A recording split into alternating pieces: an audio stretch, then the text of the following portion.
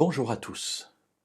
Tout au long de cette semaine, nous allons étudier une parole de Jésus qui est une réponse à une question qui lui a été posée, que nous trouvons dans l'Évangile selon Luc au chapitre 13 et au verset 23 à 30. Et tout au long de la semaine, nous découperons cette réponse de Jésus pour la comprendre.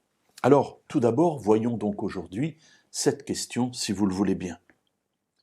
Quelqu'un lui dit, Jésus est en route vers Jérusalem, il rencontre évidemment beaucoup de personnes, et voilà que quelqu'un lui parle et lui pose une question. « Seigneur, n'y a-t-il que peu de gens qui soient sauvés ?» Ah, j'aime cette question.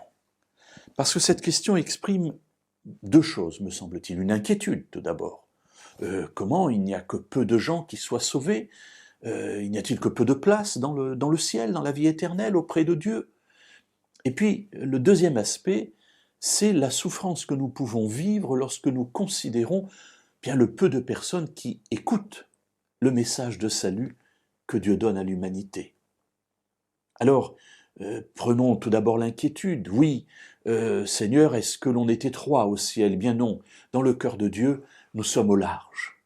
La Bible nous dit que, dans l'Évangile selon Jean, au chapitre 3 et au verset 16, que Dieu a tant aimé le monde qu'il a donné son Fils unique afin que quiconque croit en lui ne périsse pas, mais qu'il ait la vie éternelle. Ainsi, Dieu est prêt à accueillir quiconque, c'est-à-dire tous ceux qui veulent écouter sa parole sont les bienvenus.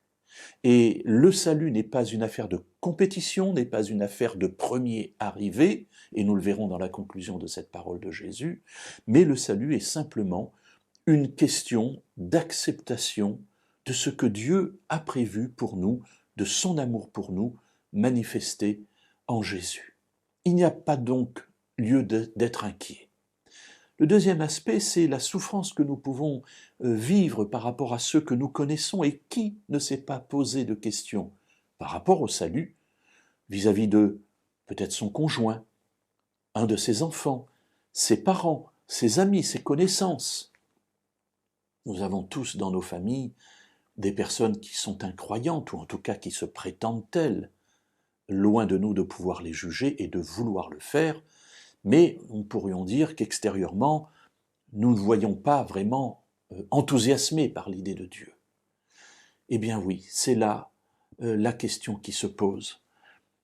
Y a-t-il que peu de gens qui soient sauvés? Comment faire, Seigneur, pour ouvrir encore la porte plus largement? Alors nous verrons demain et les jours suivants les conseils et les paroles que Jésus va partager avec nous pour répondre à cette question.